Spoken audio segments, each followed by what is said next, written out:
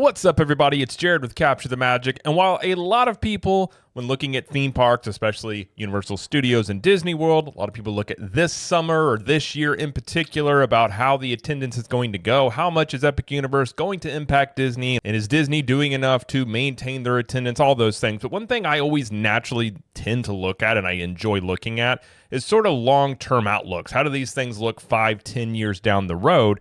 And along those lines, we have an article here from Fast Company, which if you don't know who they are, they're kind of more business oriented, but kind of looking at trends and looking at things, how they may end up going. And they actually have an interesting article here talking about this very subject about Disney and Universal. It says the battle for Orlando, how Epic Universe could impact Disney World theme park attendance. So this isn't looking at right now, looking at trends and things, what could come in the next 5 years or so. And I find this very interesting. So I figure we'll read through this article and get some thoughts on it.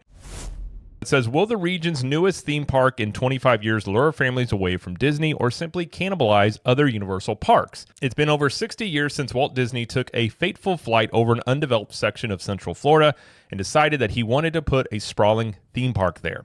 Today, the Orlando metro area is the most visited destination in the United States, with its tourism industry generating an economic impact of more than $92 billion in 2023. Disney's namesake company, of course, no longer has that balmy playing field all to itself.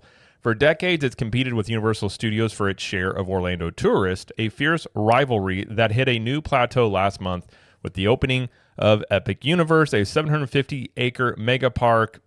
750 acres is the total land mass of the area. The park itself, Epic Universe, is about 110 acres. So this is something, I think when you look at this many times, it will say 750 acres, but the theme park itself is not that big. That would be a massive theme park. So yeah, the theme park itself, only 110 acres. Epic Universe marks Orlando's first major theme park launch in 25 years, opening a new front in the battle between Disney and NBC Universal owner Comcast to win the hearts, minds, and dollars of the region's parkgoers. A big question looming over the opening of Epic Universe is how it will impact the decisions of tourists and families who plan to visit the Orlando area now and in the coming years. Will more families forego the notably family-friendly Disney World in favor of what Epic has to offer, or will Universal's new park simply siphon off visitors who would have otherwise attended another Universal park? This has been a discussion of many people talking about Epic and, is it going to impact Disney, or, basically, are they going to cannibalize their existing parks where people don't go to those as much and they go to Epic Universe and not really make much of an impact? That's kind of the overall talking points or discussion a lot of times you're talking about, Epic Universe coming online, how it's going to fare for both parks. One way to predict the future tends to be by looking at past park openings, known in the industry as gates, according to Carissa Baker, an assistant professor at the University of Central Florida and a longtime researcher of theme parks. She says, what we have seen in the past is that there is a bit of cannibalization from the parks that the existing company has, Baker told Fast Company. So even when Disney has opened their newer gates, there is sometimes a little bit of a drop-off from their existing gates because most guests are not going to do every single park in Orlando in one single visit. That is very true, and that's also why I say, the talk right now about, Disney could announce a fifth gate as they were allowed to by the oversight district between 2035 and 2045. And my whole argument has been, not only I don't think it makes any sense for Disney themselves to do it, at least right now, the next 10 to 20 years, but I don't think a fifth gate at Disney World makes any sense for the greater Orlando area, given that Universal and Disney share an audience. And if you introduce another park from Disney, more than likely in that scenario, I think it would for sure cannibalize attendance from Animal Kingdom, probably, Hollywood Studios and Epcot to some degree, because people are just going to spend time at both destinations. And so that's another reason why I don't think a fifth gate for Disney, at least in this time period right now, unless things change, which they very well could, makes a lot of sense. Orlando attracted 75.3 million visitors last year, according to the Visit Orlando Tourism Association. It's an increase of 1.8% over the year before and nearly even with pre-pandemic highs. Most of the area's visitors come from elsewhere in the United States, while more than 30% are Florida residents. Although inflation and more recent economic instability could have a negative impact on overall visitor growth in the years ahead, one thing Orlando's theme parks have going for them is that families tend to plan their vacations long in advance. These are destination parks, Baker said. The average family doesn't go to these parks every year. In a research note on May 22nd, analyst firm MoffettNathanson expressed doubts about a substantial impact to Disney from Epic Universe, although the impact won't be negligible either. The firm estimates that Epic could see 5.2 million visitors this year and 9.2 million visitors next year, compared with an estimated 54.9 million for Disney during both years. It projects a modest year-over-year decrease in Universal's other parks from 18.9 million in 2025 to 18.4 million in 2026. So essentially, the existing Universal parks basically just stay even, according to their predictions. And this is an interesting chart we'll come back to in a moment, because it kind of shows the potential what Epic could do in talking about all this and really visualizing it here, but we'll come back to this. In other words, Disney's attendance is projected to be flat, while Universal could see a bump from Epic, at least initially. It says, given strong early reception during previews and a solid forward bookings guidance, we think Epic is off to a strong start, MoffettNathanson analyst wrote. Both companies have invested heavily in theme parks in recent years. In 2023, the Walt Disney Company announced it would double its capital expenditures for its parks, experiences, and products segment to roughly $60 billion over the next 10 years. And meanwhile, NBC Universal spent more than $10 billion on new and existing Universal destinations in California, Florida, Nevada, and Texas between 2018 and 2024, according to Comcast. I would also just point out, there's no way to prove this, obviously, but I don't think you would see Disney spending $60 billion over the next 10 years if it was not for Universal and what they're doing. I think clearly this is Disney seeing how aggressive they are being, and this is their, rebuttal to it of many ways. So if this was, say, 10, 15 years ago, I'm not saying that Disney wouldn't do anything in their parks, but I don't think they would be doing 3 lands they're building in 3 separate parks at the same time. I just don't think you would see that. You'd probably see something being built. It would take a while to get done, but it wouldn't be, I guess you could say, as motivating for Disney to do this in the time period in which they want to. Crucially for Disney, MoffettNathanson also pointed out how Epic Universe's Nintendo and How to Train Your Dragon worlds could appeal to families with younger children, a demographic traditionally ruled by Disney. Comcast's ambition is clearly to take a share of vacation time with these families, the analyst wrote. That is a great point, and it's something that we've talked about many times about Universal clearly trying to do more when you're talking about kids. I mean, they redid the Kids Zone for the DreamWorks land. They had the Minions area when you walk into studios. Now, both of those were also done while they were building Epic, so I think those were much lower budget. But obviously, Nintendo and How to Train Your Dragon, who is it's got a revitalization not only with Epic Universe but with the new live action movie that's come out. And I do think these 2 properties will appeal to kids, as a lot of kids are into Nintendo. I mean, I can speak to my kids as they're very into Nintendo right now, much more than I would say Disney properties in general. They like some of the Disney stuff, obviously, but I think we were talking about a choice and what they would want to do. They're way more into Nintendo, and I think a lot of kids are. So having Nintendo in Epic Universe is a big deal. And I've often argued, even if Universal built Super Nintendo World in one of the existing parks and they didn't put it in Epic Universe, that would be something that Disney would have to contend with, much like when the Wizarding Worlds came online and what that did for Universal. I do think, Nintendo properties in the parks are going to do a very similar thing for them. Baker, who had already been to Epic Universe 7 times when we spoke earlier this month, said its appeal with visitors was perhaps most obvious with immersive Super Nintendo World, which further leverages a successful decade-long partnership between Universal and the video game maker. She says it's very, very popular. People are just covered in Nintendo merchandise. Baker said, every time I've been there, it's been quite crowded. One of the main reasons I want to do this is this chart here is kind of an interactive chart. So according to their estimates here, and again, these are just estimates, but if we look at here, they're showing Disney, and it kind of highlights this, Disney's attendance essentially staying pretty level, 54.9 million up to 57.7 million when you're talking about going into 2028. You look at the Universal parks, the existing ones overall is what they're showing here. 19.4, and then they show 18.9 in 2025, and then 18.4, 18, 19. So essentially, Universal's other existing parks stay the same in their forecast here. But what makes it interesting, you look at Epic Universe, so they project in 2025, 5.2 million visitors. In 2026, 9.5 million. In 2027, 10.2. And in 2028, 10.7.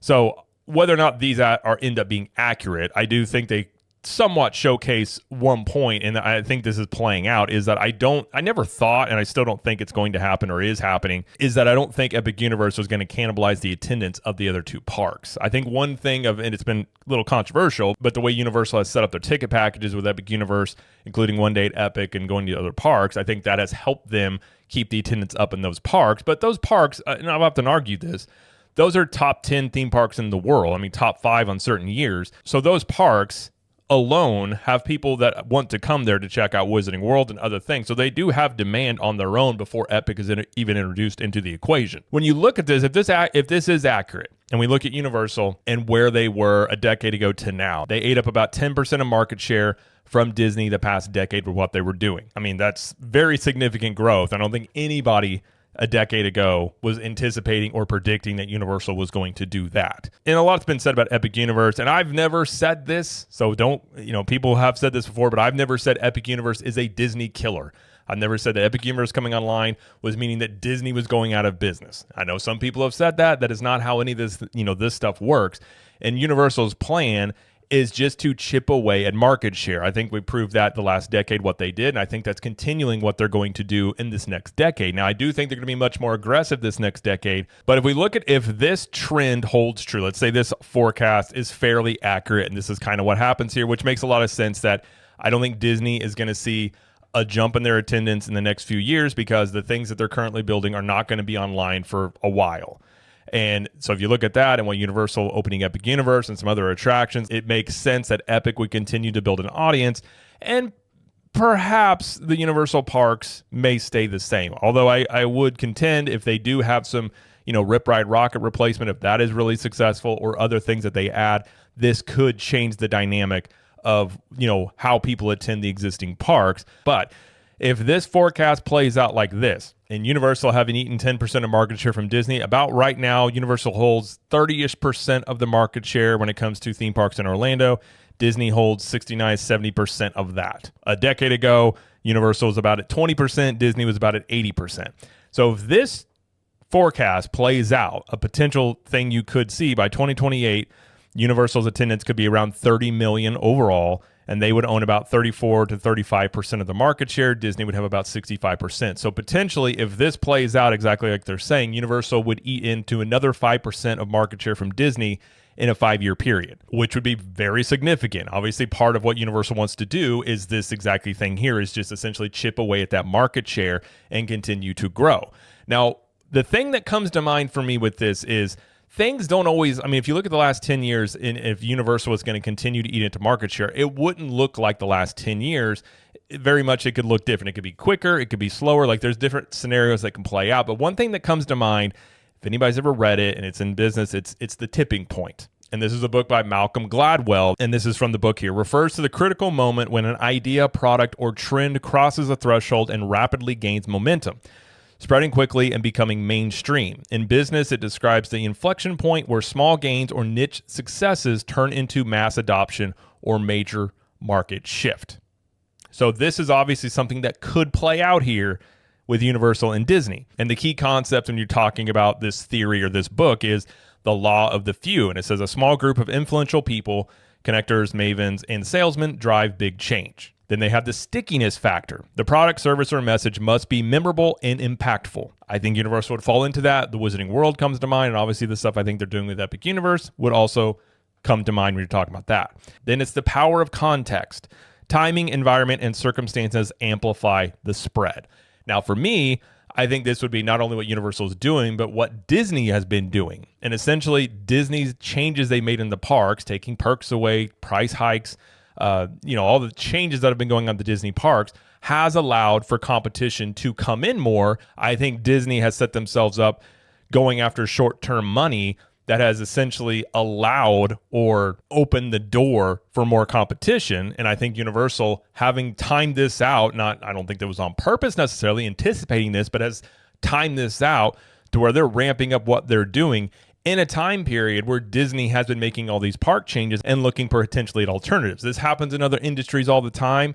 Theme parks are no different from this. As people get accustomed to one product, they say they make some changes to it and they no longer like it. It's not that, let's say you're talking about a pair of jeans. It's not that people don't want to wear jeans anymore. They just may not want the jeans from that company, and they go look for another company, and then they may find another pair of jeans that they really like. Okay, that can play out in multiple different industries, theme parks obviously being one of those. So not that it's the end-all be-all, but I asked ChatGPT. I plugged in these numbers, and I said, hey, taking the tipping point into account with these numbers, these trends, what Universal's done the past decade, how would the tipping point potentially play out? And again, this is potentials. I'm just laying out scenarios here because it's something I do find rather enjoyable. Could Universal reach a tipping point? It says yes, and the current trajectory strongly suggests that it might be in the next 5 to 10 years, especially with the launch and sustained growth of Epic Universe. Reasons Universal could hit a tipping point. If Epic Universe adds 10 million new visitors, Universal is no longer the alternative, it's a co-leader. By 2028, Universal could hold 35% of the Orlando theme park market share. Quality and innovation. Universal is creating IP-rich immersive lands. Nintendo, How to Train Your Dragon, etc. Tech-forward rides and cohesive themed lands rival or exceed Disney's new offerings. Third, the shift in consumer sentiment. Disney's frequent price hikes and perceived decline in guest experience have opened the door for competitors. Universal's pricing, perks like Express Pass and new hotels are more value-aligned for many families. Expanding reach and branding. Frisco, Texas, and Las Vegas projects will broaden Universal's brand awareness nationally. And I think that's actually more important than some people assume. I think part of Universal's plan is obviously, of course, to make money on these endeavors that they're doing with the Halloween Horror Unleashed, and you're talking about the kids park in Frisco, Texas. But these things also increase the brand awareness of Universal, as Disney obviously owns when it comes to brand awareness. Everybody is aware of Disney. Everybody at some point has seen a Disney movie and very aware of it. So Universal, not only in the theme park side, if they were going to continue to grow, they're going to have to spread their name, get their brand awareness up, and really show what they have to offer. So that is one thing I think these things help them do, is showcase not only the brand recognition, but here's the level in which we do things and impress people on these smaller experiences that could lead them to say, hey, well, let's go check out the theme parks, as this is kind of, grown out of those essentially. And then stronger social media and influencer momentum around Epic Universe and new experiences, which we're kind of seeing that play out in real time, is a lot more of the quote influencers or vloggers or just attention in general is being put on Epic Universe. And then they say generational shift. A younger generation of parents grew up with Harry Potter, Jurassic Park, and Nintendo. IP Universal owns or leverages well. Very valid point. It says what a tipping point might look like. If Universal surpasses 35 to 40 million guests per year, gets more annual pass holders, repeat visitors, and global tourism market share, and generates more must-visit buzz than Disney and media social spaces. Then we're likely witnessing the tipping point in real time, where Universal is no longer second fiddle, but an equal or in some aspects preferred destination. While Disney has history, scale, and loyalty, Universal's trajectory is aligned with the tipping point model. Small, consistent gains, the right timing, economic, demographic, brand shifts, and a flagship product, Epic Universe, acting as a catalyst. The next 10 years could mark a fundamental reshaping of the theme park power structure. Now, in my opinion, I do think on some level we are seeing this play out. This scenario currently play out with Universal, talking about Universal and Disney. And I think if this forecast happens like this, we could be in the midst of what you would call the tipping point kind of shifting here and how people view Disney and Universal. But I decided to also ask ChatGPT, hey, what is a scenario where Disney maintains their market share? It's obviously something different than what we're seeing here.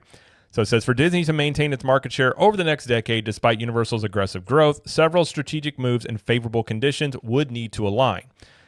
So it says, first, major investment in park expansions, especially at Walt Disney World, and we're seeing them do this right now. So we're seeing that part of this play out. We don't know how these will be received by audiences, but we're seeing the investments currently, as this is obviously something Disney is trying to do, is perhaps they also see this potentially playing out, and they're trying to reinforce what they do with this investment. They say guest experience rebound. Disney fixes the most criticized guest pain points, simplifies or replaces Genie Plus and Lightning Link with a more intuitive system, improves customer service and overall crowd management, offers better value on tickets, hotel packages, or perks for guests.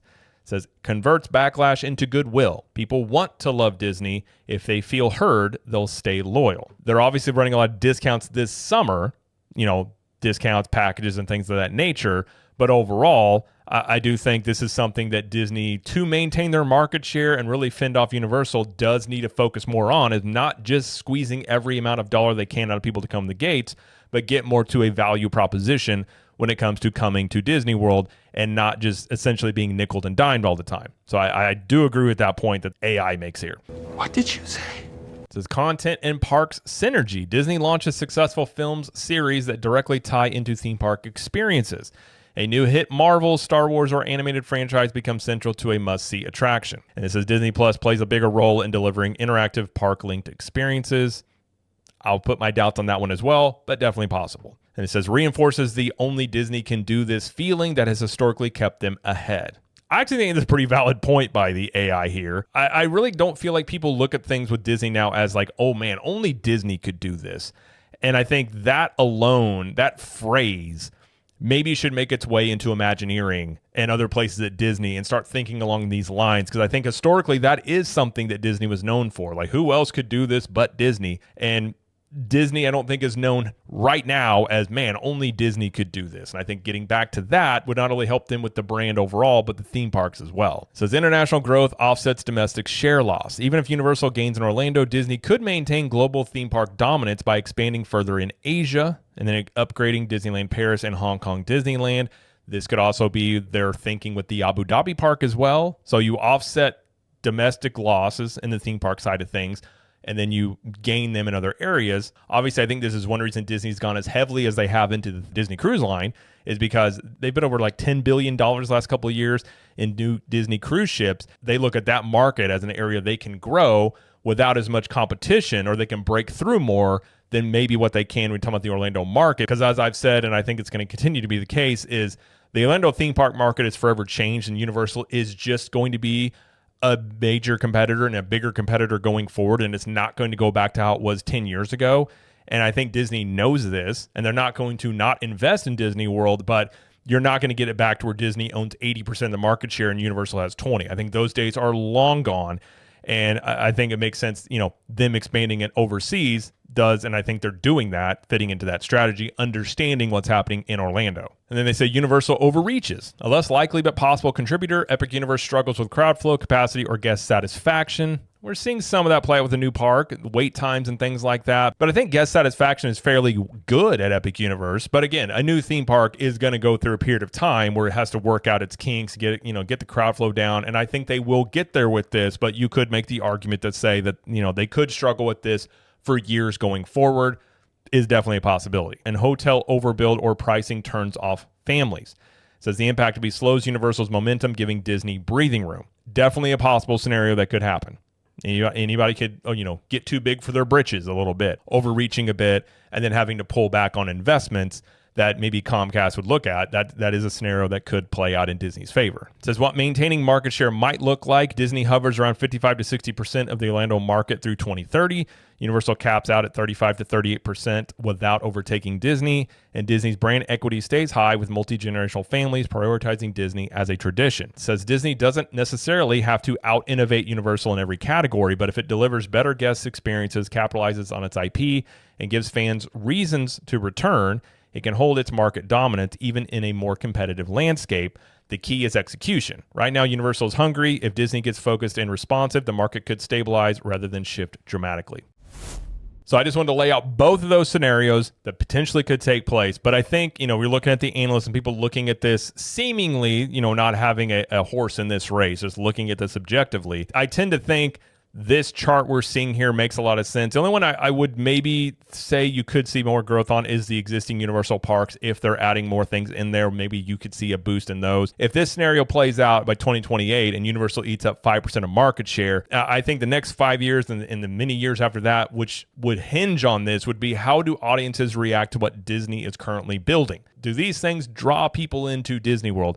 And that is going to be the big question about what Disney's building. And again, I know a lot of people in the comments are going to say, this is silly. It's not going to happen. Why are you talking about this? But also 10 years ago, nobody was going to say Universal was going to eat 10% of market share from Disney. So just because people today say that'll never happen, that does not mean anything. These things can happen. And I do think we're in the midst of Universal potentially getting to a tipping point, although a lot of it is going to depend on Disney and how the things that they're doing, how people react to that, and if they're able to maintain that audience and really get people back with these offerings. But the one thing I would say about that is, if we're to believe Disney, and when they say that rising tide lifts all boats situation, and that Epic is going to help them, which I guess we will see in the coming years if that's true, the same would also apply to Universal. So Disney builds these new things they're building. Let's say this strikes a chord with audiences and they come in for these experiences. It's very likely they'd also come over for Epic Universe as well.